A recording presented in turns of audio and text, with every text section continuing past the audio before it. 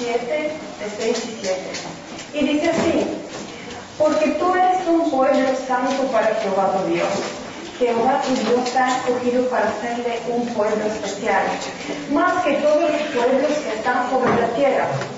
No por ser vosotros más que todos los pueblos os ha querido Jehová y os ha escogido, pues vosotros eres los más insignificantes de todos los pueblos.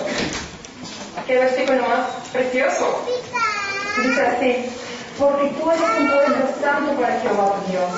Te ha escogido para hacerle un pueblo santo, especial, más que todos los demás pueblos de esta tierra. Y no por ser vosotros ni más ni mejores. No te crees que por pertenecer al pueblo de Dios eres más o mejor que los demás, sino por cuanto Jehová os amó. Soy especial porque Dios me ama. Dios dice: eres pueblo santo, especial, peculiar, distinto. Te he escogido para ser un pueblo diferente. Y la agenda de hoy del cielo, estoy segura que no hay asunto ni reunión más importante que estar aquí reunidos con nosotros. ¿Y por qué somos tan importantes? ¿Por qué creéis que somos tan importantes? No porque seamos más o mejores que los demás, no porque a través de nosotros, de nuestro intermedio, Dios quiere usarnos a atraer a ellos, a la salvación. Somos real sacerdocio, pueblo peculiar, ministros del Dios Altísimo. Todos somos ministros de nuestro Dios. Pero ¿qué significa ser ministro? Si hacemos la lectura política de nuestro día a día, podemos decir que un ministro es una persona sobrealimentada, con software privado y cuentas de esfuerzo, por ejemplo. Pero si no tenemos que ir muy lejos, sino en Wikipedia mismo, ni siquiera en la Biblia o en Espíritu de Profecías, en Wikipedia dice lo siguiente: un ministro es un servidor, es un subordinado, es un mediador que pertenece al gabinete del gobierno y trabaja bajo la autoridad de un primer ministro o un presidente. Esa es la realidad de nosotros. No, nosotros todos somos servidores, somos subordinados, trabajamos bajo la autoridad de Dios y de nuestros líderes religiosos. Deberíamos de ser también mediadores, porque tenemos que ser mediadores entre el resto de pueblos y Dios. Y por supuesto, estamos trabajando en un gabinete de gobierno y bajo la autoridad de un primer ministro. Ahora vamos a ver cuál es la diferencia entre un ministro y un laico. Vamos a ver que todos somos ministros en un ministerio de mediación o reconciliación para otros, tanto nosotros como nuestros dirigentes y pastores. ¿Qué es ser laico? Un laico o laos en griego significa pueblo y está mencionado unos 144 veces en el Nuevo y más de 2000 veces en el Nuevo Testamento. Y no para referirse al pueblo a diferencia del clero, pues porque pueblo de Dios somos todos. Dice el texto: porque tú eres un laicado santo. Se refiere que todo el pueblo de Dios en conjunto, tanto ministros como laicos, somos pueblo de Dios y todos somos ministros de Dios. Ahora, ¿qué hay acerca del clero o cleros en griego? Significa suerte, porción o herencia. Si buscamos en el Nuevo Testamento su significado, encontraremos que todo el cuerpo de Cristo se le llama porción o herencia de Dios, y que todos somos porción y herencia. Todos somos coherederos con Cristo. Y no hay ni uno que sea una clase especial de heredero y los demás no reciben herencia. Dice la Biblia: si alguno está en Cristo, simiente de Abraham es, y por lo tanto pueblo escogido y heredero según la promesa. Así que todos somos ministros de reconciliación. Pero por supuesto, dentro de este ministerio está el ministerio del pastorado. Y esto es un ministerio especial y santo.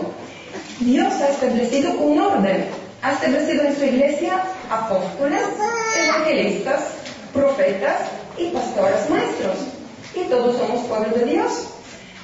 Pero en Hebreos 13:17, Hebreos 13:17 se nos dice: obedeced a vuestros pastores y sujetaros a ellos, porque ellos velan por vuestras almas, como quien ha de dar cuenta, que lo haga con alegría y no quejándose, porque esto no os es provechoso. Muy bien, aclarando estos términos, vamos a ver un poquito de historia. ¿Quiénes en el Antiguo Testamento eran los ministros de Dios? Vamos a leerlo en Números 8, 11 y 19. Números 8, 11 y 19. 11. Y ofrecerá Aarón los levitas delante de Jehová en ofrenda de los hijos de Israel, y servirán en el ministerio de Jehová.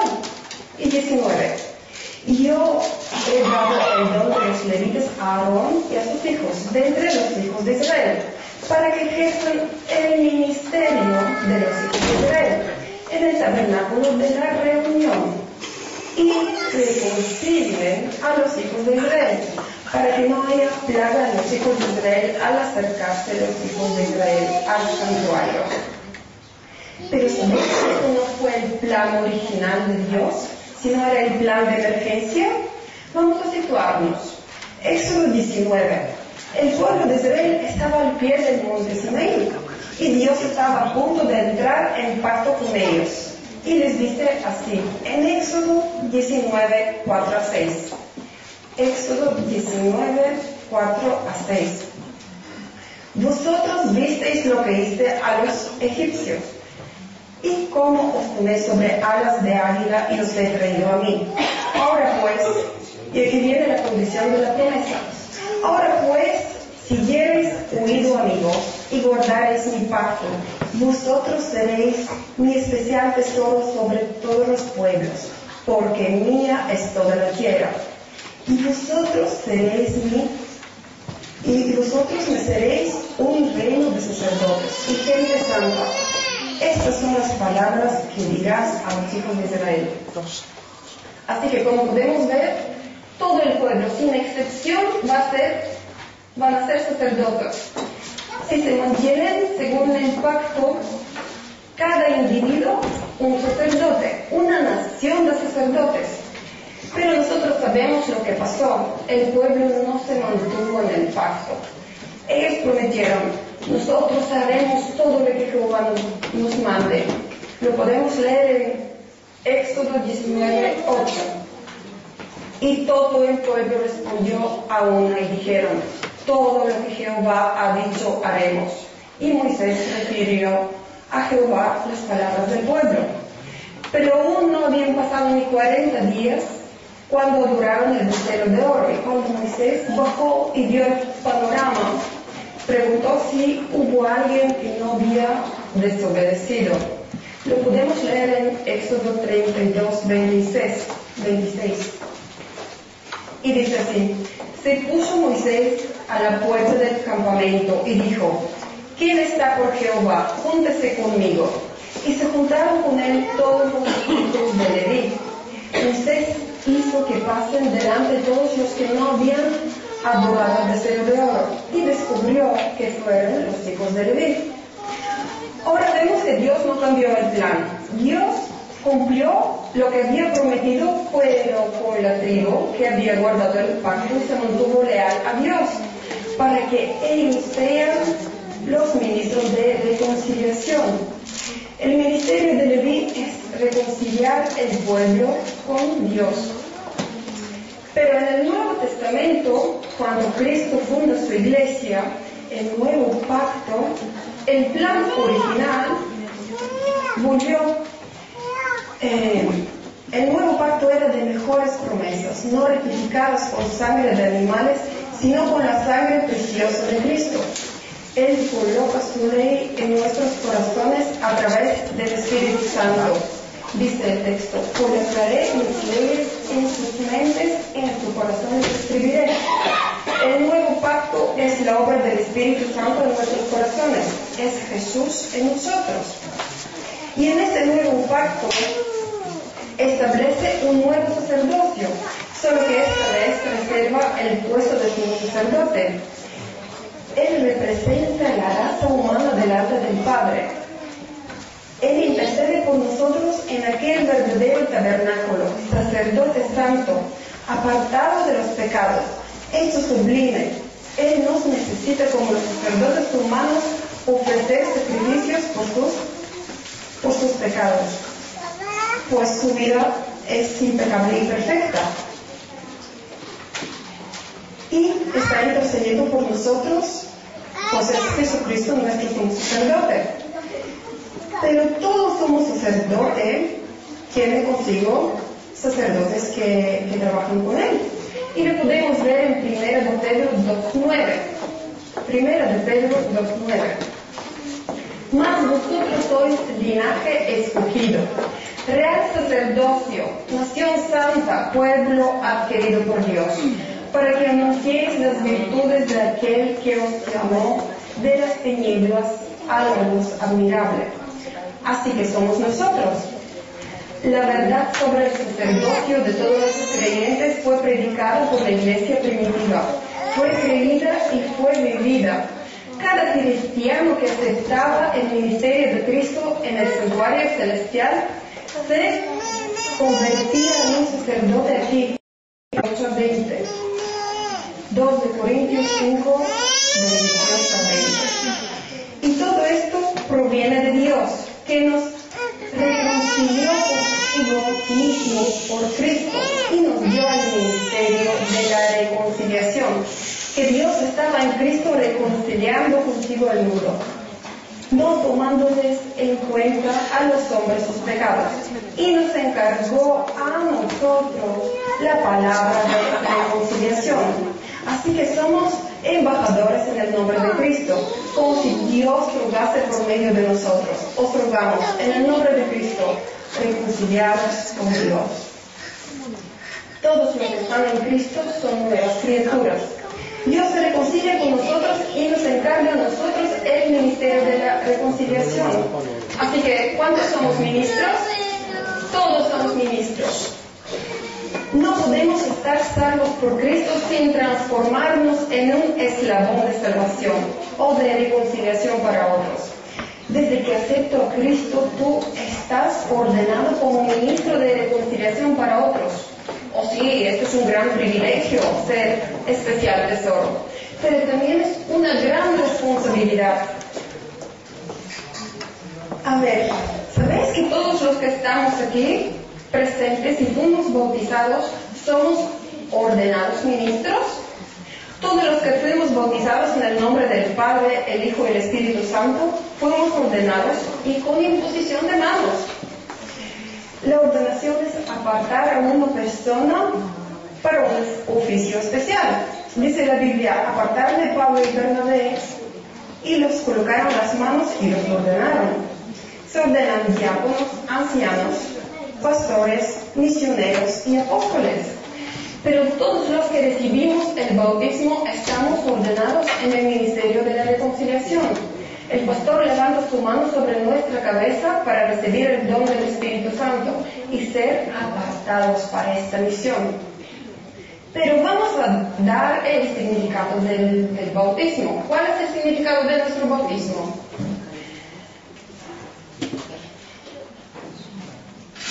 Es un nuevo nacimiento, la unión con Cristo, es un solemne pacto de salvación, la muerte a la vieja criatura y el nacimiento de la nueva, es la muerte, sepultura y resurrección de Cristo. Sí, todo esto. Pero ¿qué significó el bautismo de Cristo? ¿La muerte al pecado? No, Cristo no tenía pecados. Cristo siempre vivió en santidad. ¿La muerte, sepultura y resurrección de Cristo? No, Él iba a morir por nosotros, no necesitaba hacerlo simbólicamente. El bautismo de Cristo fue el ungimiento con el Espíritu Santo. Fue apartado para una misión especial. El Padre lo apartó para ser Mesías ungido o el Mesías príncipe. Y la profecía de los 70 semanas que todos conocemos. Con tu bautismo Dios te ha ordenado para ser un ministro suyo. El trabajo que quisieran hacer los ángeles, Dios te los encomendó a ti. Por esto somos pueblo escogido, para anunciar las virtudes de aquel que te salvó. Dios te escogió porque vio en ti a alguien que puede ser un eslabón en la cadena de salvación para otros. Esta es la única razón. Y el que no ejerce su ministerio para salvar a otros, si mi salvación no sirve para salvar a otros, pues mi salvación no existe. ¿Cómo? Si mi salvación no sirve para salvar a otros, pues mi salvación no existe. Cada redimido va a tener una corona en el reino de Dios, dice Elena White. Todos los redimidos, una corona con estrellas. Y ella dice que no hay corona que no tenga por lo menos una estrella. No va a haber coronas sin estrellas. Y dará igual si las coronas están repletas de estrellas o has salvado solo un alma pero por la eternidad. Estaremos todos contentos y vamos a arrojar nuestras coronas en los pies de Cristo. Nadie va a entrar solo en el cielo. ¿Soy canal de redimir a otros? Es tiempo de ejercer nuestro ministerio. ¿Sabéis cómo Dios mide una iglesia? Vamos a leerlo en Obreros Evangélicos, página 210. Y dice así: cada miembro debe de sentir que tiene una parte de un solemne pacto hecho con el Señor, de trabajar para promover los intereses de su causa en todas las ocasiones y circunstancias. Cada uno debe tener alguna parte que desempeñar, alguna carga que llevar. Si todos los miembros de iglesia sienten una responsabilidad individual, se lograrán mayores progresos en las cosas espirituales. La solemne carga de la responsabilidad que recae sobre ellos los indicará a buscar a menudo a Dios para obtener fuerza y gracia.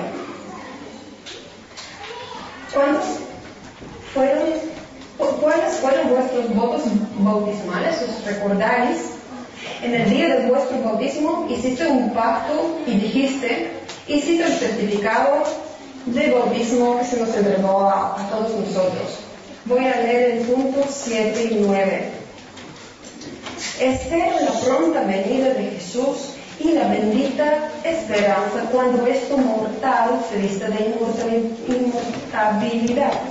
Mientras me preparo para encontrarme con el Señor, daré testimonio de su amorosa salvación y por medio de mi vida y palabra ayudaré a otros a estar listos para su gloriosa aparición. Y punto 9. Creo en la organización de la iglesia. Es mi propósito adorar a Dios y sostener la iglesia por medio de mis diezmos y ofrendas, así como por mi esfuerzo personal e influencia. Todos somos ministros de Dios y todos somos sacerdotes. Pero con el correr de los años y siglos vino la gran apostasía y se estableció un falso sistema de sacerdocio, donde humanos ocupan el sitio del sumo pontífice, que pertenece solo a Cristo, y donde se quita el sacerdocio de todos los creyentes para dárselos a solo un pequeño grupo de sacerdotes. Qué terrible es el plan de Satanás. Y esto se hace para que la obra de Dios nunca se acabe en esta tierra, para que no nos podamos ir de aquí y nos quedemos más tiempo desmoralizándonos y cansados de la espera. ¿Esperando a qué? ¿Que alguien haga nuestro trabajo? Un día un aprendiz preguntó a su maestro: Maestro, ¿cuánto tiempo tenemos que esperar para que las cosas cambien? Y el maestro contestó: si estáis esperando que las cosas cambien, nunca cambiarán. No esperes, actúa. Elena White, en su libro Obreros Evangélicos, en página 365, nos dice: la obra de Dios en esta tierra no podrá nunca acabar a terminarse antes que los hombres y mujeres, abarcados por el total de miembros de nuestra iglesia, se unan a la obra y unen sus esfuerzos con los de los pastores y dirigentes de iglesias. Muy bien, ¿y en qué consiste este ministerio? El ministerio se desarrolla en 3 áreas. La primera es que nosotros somos sacerdotes por nosotros mismos. Eso lo podemos ver en Hebreos 4, 14 a 16. Hebreos 4, 14 a 16. Y dice así: por tanto tenemos un gran sumo sacerdote que traspasó los cielos, Jesucristo, el Hijo de Dios. Retengamos nuestra profesión, porque no tenemos un sumo sacerdote que no puede compadecerse de nuestras debilidades, sino uno que fue tentado en todo según nuestra semejanza, pero sin pecado. Acerquémonos, pues, confiadamente al trono de la gracia para alcanzar misericordia y hallar gracia para el oportuno socorro. Dice el texto: acerquémonos confiadamente al trono de la gracia. Yo puedo ir al trono de la gracia directamente. No necesito un mediador humano desde el nuevo pacto. Yo tengo que ir a Dios. Nadie puede ir por mí. La salvación es personal. Nadie se puede arrepentir por mí, ni tampoco pedir perdón por mí. Soy sacerdote ante Dios por mi propia salvación. En la segunda área, somos sacerdotes por nuestras familias. Ante el resto del mundo y después del ministerio de mí mismo, Dios me va a pedir cuenta por mi casa, por mí, por mis hijos. ¿Los llevo por el camino del Señor? Abraham fue un siervo escogido por Dios, y Dios dice de él: yo sé que él mandará a sus hijos y a su casa detrás de mí, que guarden los mandamientos. Abraham enseñaba a sus hijos con el ejemplo. A cualquier lugar donde iba, lo primero que hacía es levantar un altar a Jehová antes que su propia tienda. Traía a su familia alrededor y lo dedicaba a Dios. No es suficiente dar información, debemos de dar formación en nuestras casas. La información se da en la escuela y la formación en casa. El discipulado no es hablar, sino vivir, y la convivencia en la familia forma discípulos o seguidores, imitadores de mi vida. ¿Soy ejemplo de seguir para mis hijos? Ahora, si los hijos ya han crecido y ya cogen sus propias decisiones, pues Dios no me va a pedir cuenta de ello, porque hasta Dios le salió un hijo rebelde al cielo. Pero si antes de atender mil problemas en nuestro día a día, no educamos y no atendemos nuestros hijos, pues entonces sí que tenemos que dar cuentas para ello. Vamos a pedir a Dios que nos dé sabiduría para llevar nuestros hijos a los pies de Cristo, con ayuno y oración. Y esto mismo me lo estoy predicando primero a mí, de no ser que habiendo predicándolo yo sea mismo anatema. En el primero de Timoteo 5, de 7 a 8, se nos dice lo siguiente: manda también estas cosas para que sean irrepresibles, porque si alguno no provee por los suyos, y mayormente por los de su casa, ha negado la fe, y es peor que un incrédulo. La tercera área en la que desarrollamos nuestro ministerio es para los demás. Y fíjense que otra vez no hace falta que vayamos muy lejos. ¿Quién después de mi familia alcanza mi ministerio? Lo podemos ver en 1 Corintios 12.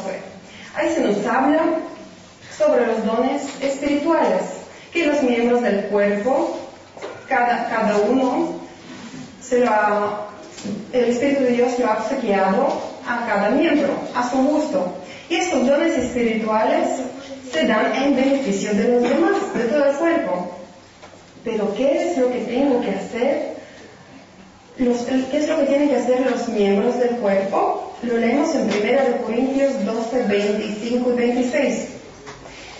Para que no haya desavenencia en el cuerpo, sino que los miembros todos se preocupen unos por los otros. De manera que si un miembro padece, todos los miembros se duelan con él. Y si un miembro recibe honra, todos los miembros se gozan con él.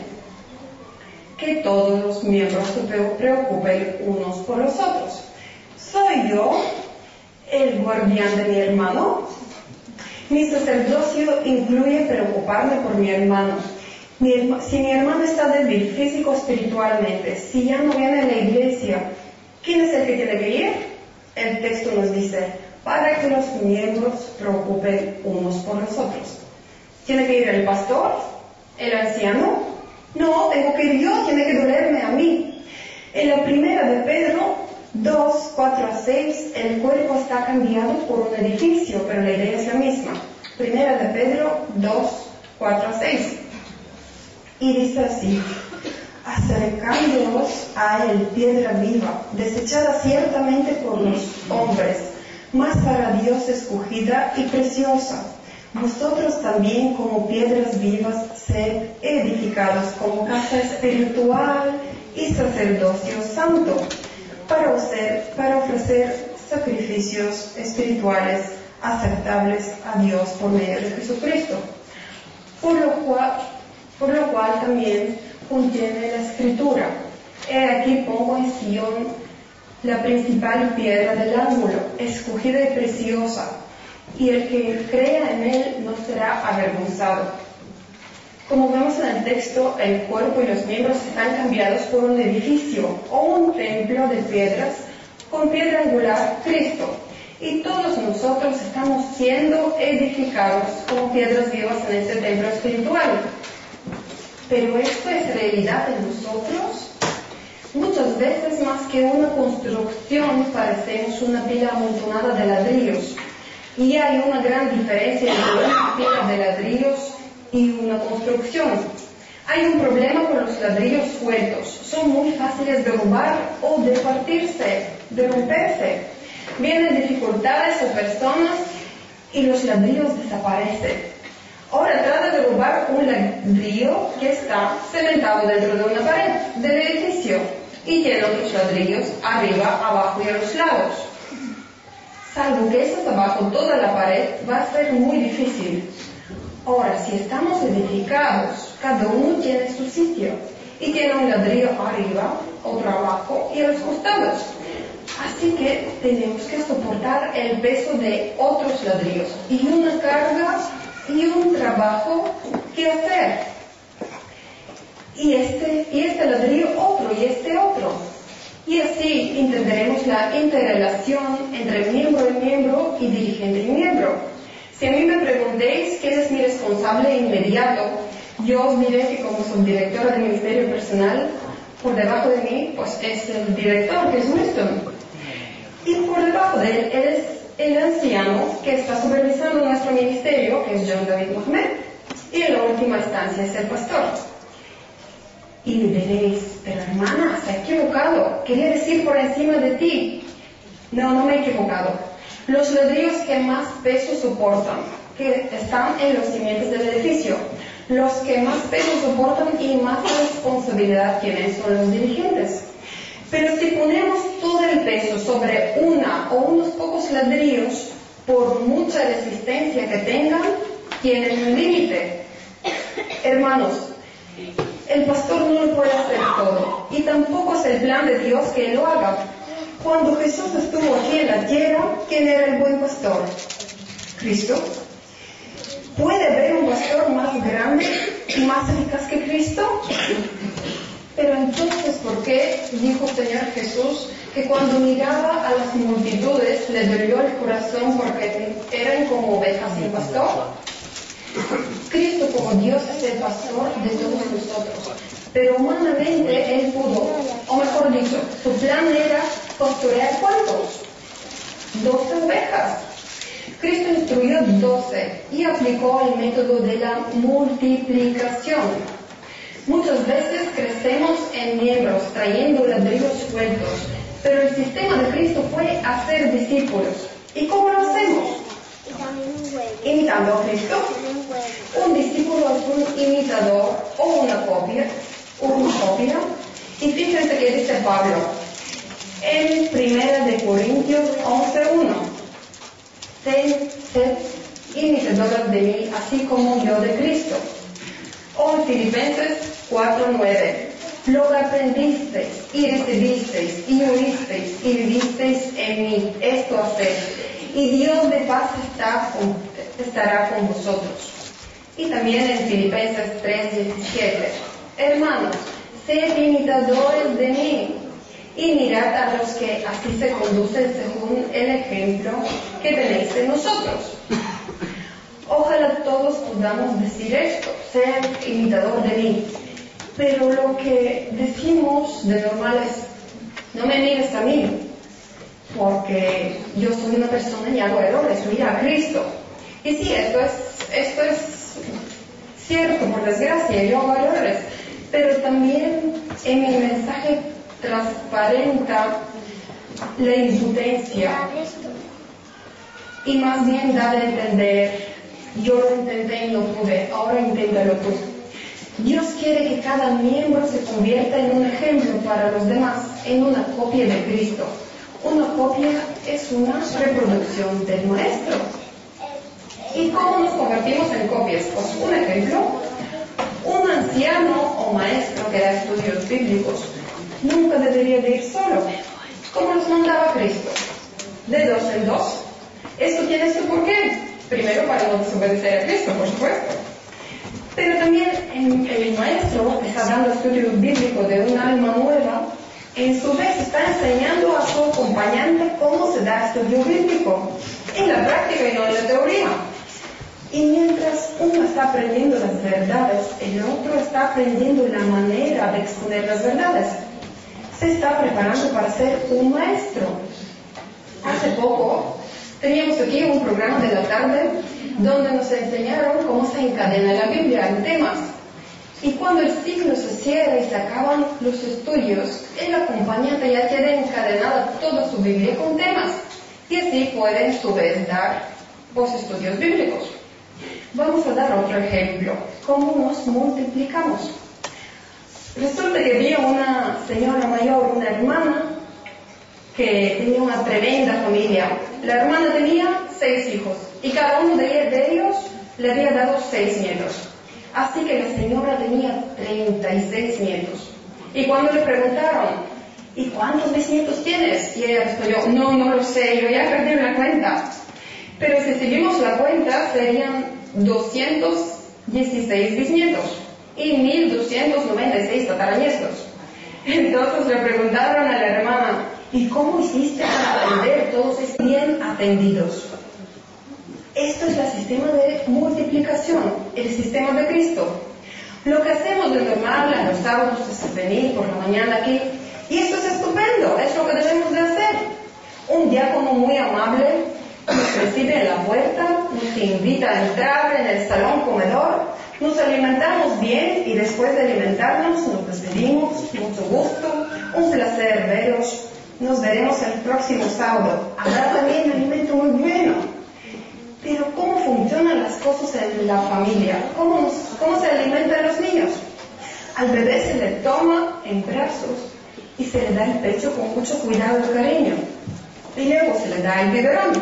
Y poco a poco se le enseña a aguantar solito el biberón, hasta que sea capaz de aguantar una cuchara y con el tiempo se hace autosuficiente. Entonces empieza a colaborar en casa y a ayudar a sus hermanos pequeños a comer, sujetándolos el biberón, hasta que el hermanito a su vez haga lo mismo. Así es como crece la familia y cada uno toma su responsabilidad. Así nos edificamos y multiplicamos. Hermanos, si no somos un cuerpo bien unido, en una estructura seremos un montón de miembros. Y si no somos ladrillos cementados en un edificio, en un templo, seremos una pila amontonada de ladrillos. Aquí nos dice Efesios 4:16. Efesios 4:16. De que en todo el cuerpo bien concertado y unido entre sí con todas las coyunturas, que se ayudan mutuamente, según la actividad propia de cada miembro, reciben su crecimiento para ir edificándose en amor. Y 1 Corintios 12:12. 1 Corintios 12:12. Porque si es como el cuerpo es uno, tiene muchos miembros, pero todos los miembros del cuerpo, siendo muchos, son un solo cuerpo, así también Cristo. Todos somos necesarios, todos somos ministros en el ministerio de la reconciliación. Ahora, no todos tenemos los mismos dones, por supuesto. Como leímos más atrás, el Espíritu Santo repartió dones diferentes según a su gusto. Y luego que nos digan que el Espíritu Santo no tiene su propio carácter. Todos somos ministros en el ministerio de la reconciliación. Pero cada uno, leemos en Efesios 4, 7, 8. Pero a cada uno de nosotros fue dada la gracia conforme a la medida del don de Cristo. Por lo cual dice, subiendo a lo alto llevó cautivo la cautividad y dio dones a los hombres. Nos dice el texto, conforme a la medida del don de Cristo, junto con la gracia de Dios, Dios repartió dones diferentes y todos trabajan en el mismo ministerio de la reconciliación. Por ejemplo, hay hermanos que tienen el don de gente, cogen fácilmente amistad y no sabemos ni cómo lo hacen, pero invitan a las personas, las acompañan y las personas vienen. Pero quizás este hermano no sabe dar estudios bíblicos y hay otro hermano que sí tiene el don de la enseñanza. Hay hermanos que le hagan sentir cómodos y atentos, les preguntan por sus problemas, se preocupan por ellos. Hay hermanos que tienen el don de la oración. Ahora, todos tenemos que orar, pero el don de la oración es un don muy necesario. Hay hermanos que tienen el don de la sanidad y utilizan los métodos naturales y sencillos que Dios nos ha dado. Imaginamos que la niña de la vecina tiene mucha fiebre, pues van en su casa.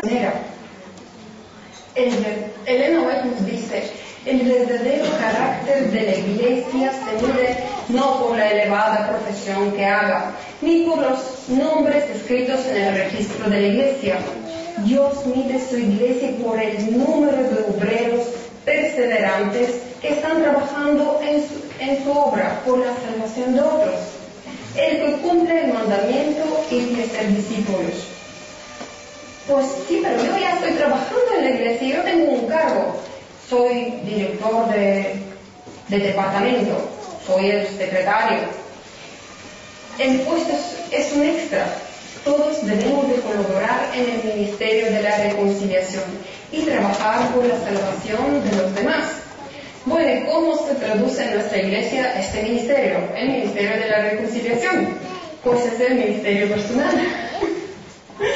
Ahora tenemos que formarnos para ejercer este ministerio. No podemos ir sin saber qué hacer o cómo actuar, o cuál es nuestro mensaje que tenemos que dar.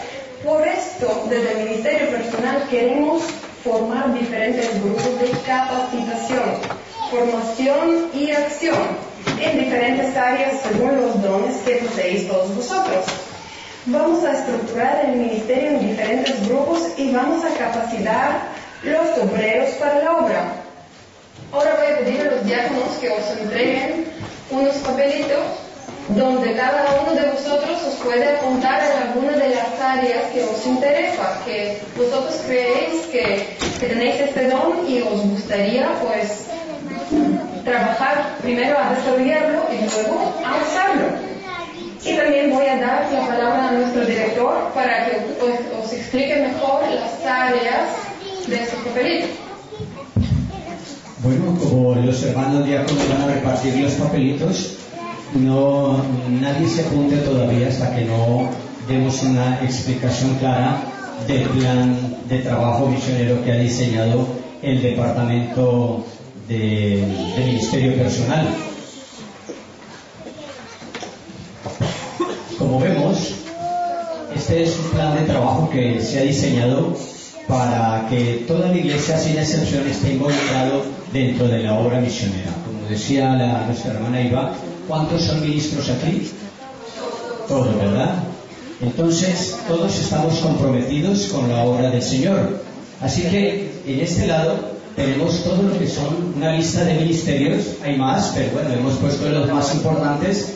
Y de acuerdo a la respuesta positiva de la iglesia, se formarán ese grupo de ministerios Por ejemplo, habrá hermanos que les gusta ir a los hospitales, otros a las cárceles, otros a visitar ancianos, a minusválidos. Desde luego, hermanos, no vayan a escoger todos el ministerio de la oración, ¿no? Porque entonces no habría más ministerios. Pero bien, en cada ministerio, como ven, aquí hay la letra CM, que es el coordinador misionero, muy diferente al coordinador misionero que ya tenemos, o coordinadora misionera que tenemos en escuela sabática. Este es otro coordinador, esto es muy aparte.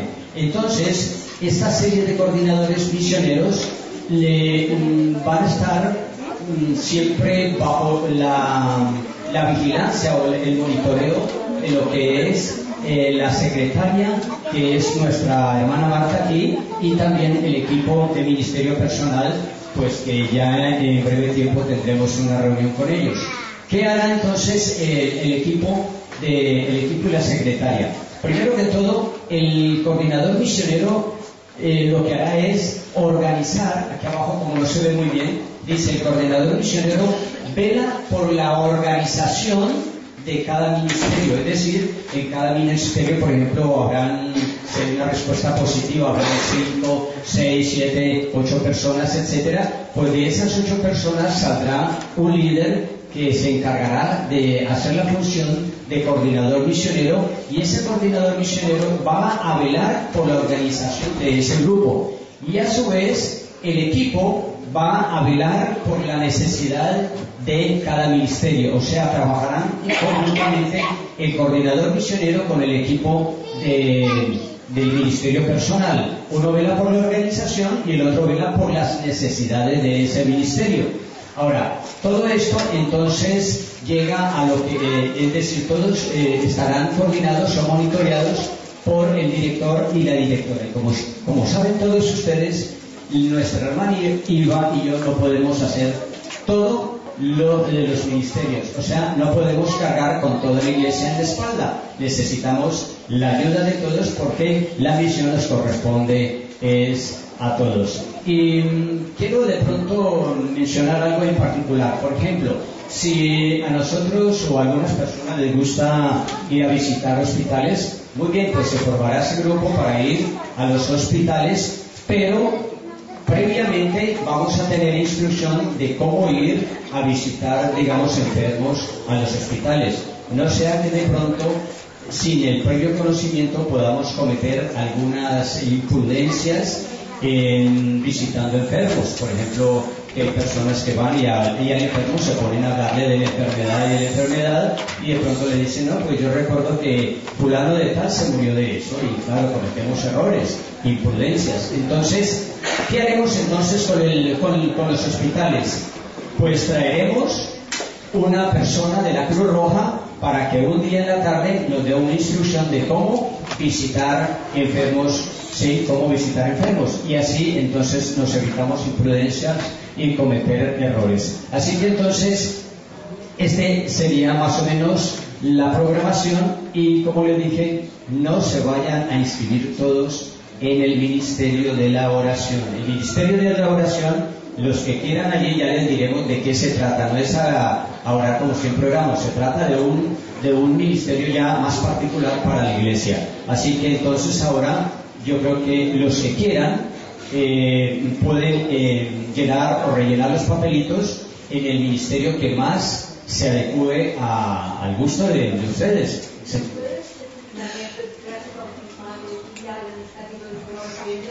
Bueno, voy a explicar así brevemente porque, sí, bueno, de las clases bautismales, en este caso la función la está haciendo como nuestro hermano John David, que vienen personas nuevas a la iglesia, y entonces, obviamente, por ejemplo, se sientan en una clase de escuela sabática. ¿Y qué pasa? Por ejemplo, estamos hablando de Daniel 8:14, de la profecía de las 2300 tardes y mañanas. La persona es nueva y no va a entender nada. Entra y se va igual, porque no va a entender muchas cosas si no ha tenido contacto con la Biblia. Entonces tenemos allá un salón donde nuestro hermano Dios David está dirigiendo ese grupo de personas para poderlas ir orientando en el conocimiento de la Biblia, en el conocimiento de Cristo.